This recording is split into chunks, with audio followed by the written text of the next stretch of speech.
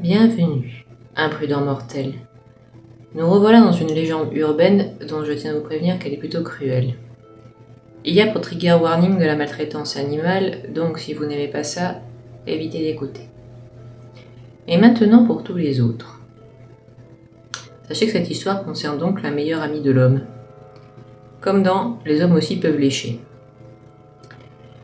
Et voici comment elle se présente. Un couple américain habitait dans une grande maison en bordure d'une forêt profonde. Un samedi, ce couple décida d'aller faire quelques courses. Et en même temps, l'un des conjoints devait, donc pendant que l'un faisait les courses, l'autre était attendu à un rendez-vous administratif. Ils se posèrent la question, fallait-il emmener leur enfant? En effet, ils habitaient dans leur grande maison, avec leur bébé de quelques mois et leur grand chien, berger allemand, très fidèle, qu'ils aimaient beaucoup et qui le leur rendait bien. Un chien extrêmement bien élevé, qui se révélait redoutable quand il s'agissait de garder les lieux. Le couple réfléchit et se dit que ce serait embêtant d'emmener leur bébé avec eux. En effet, celui-ci était en pleine sieste et risquait de hurler tout du long si on l'emmenait après l'avoir réveillé. Ils le connaissaient assez bien pour ça. Mais ils connaissaient bien leur chien aussi. Il se dit, pourquoi est-ce que finalement, tant que l'enfant dort, il ne resterait pas près du berceau comme on lui avait appris pour veiller sur lui? Leur course n'était pas très longue à faire, pensait-il, il serait revenu à temps.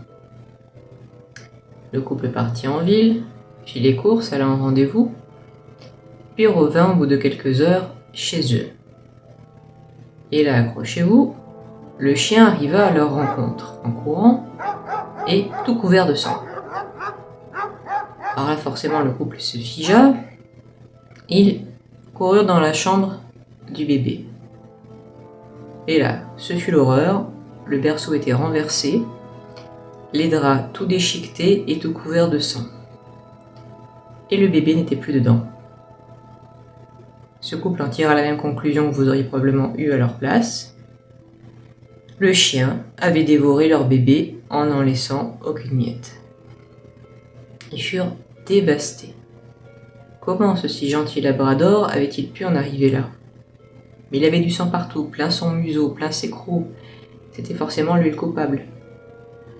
Sous le coup de la douleur, et aussi parce qu'il savait que de toute façon, dans ces conditions, la justice lui imposerait d'abattre l'animal,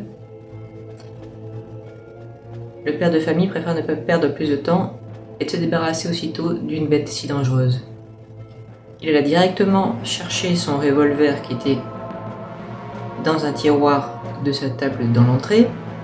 Nous sommes aux États-Unis, après tout, forcément il en avait un, et tira sans plus de considération dans la tête du malheureux berger allemand qui s'effondra mort. Et quelques minutes, cramponnez-vous, seulement après, vraiment à rien après, l'époux et sa femme se figèrent en entendant des pleurs. Les pleurs de leur enfant. Ils coururent à nouveau dans la chambre et réalisèrent qu'ils n'avaient pas, sous coup d'émotion, bien regardé partout. L'enfant n'était plus dans son berceau ni sous ses draps, mais il était sous les rideaux, sous lesquels il avait rampé ou était peut-être tout simplement tombé. Il pleurait à gorge déployée. Le couple se précipita vers lui, la mère le prit dans ses bras et constata qu'il allait parfaitement bien. Il n'avait même pas une égratignure. Mais alors, se dirent-ils tous les deux, alors, qu'est-il arrivé? Pourquoi n'était-il pas dans son berceau? Et à qui donc était ce sang? Craignant le pire, le père de famille souleva les draps déchiquetés et c'est tout à coup qu'il le vit. Un cadavre. Le cadavre d'un énorme serpent à sonnette. La famille, je vous l'ai dit, vivait près d'une forêt profonde. Et elle avait parfois son lot d'animaux très dangereux, à commencer donc par des serpents. C'était rare, mais parfois, quelques-uns de ces animaux pouvaient s'introduire dans les habitations. Si on n'y prend pas garde, par exemple, on peut en trouver au fond de la cuvette des toilettes dans cette partie des États-Unis, donc méfiez-vous avant de vous asseoir. Dans le cas présent, il semblerait qu'ils avaient laissé la fenêtre entrouverte car il faisait très chaud. Le serpent, car c'était le rez-de-chaussée, aurait rampé dans la chambre, puis vraisemblablement avait cherché à s'en prendre soit au chien, soit à l'enfant, mais dans les deux cas, le chien ne l'avait pas laissé faire.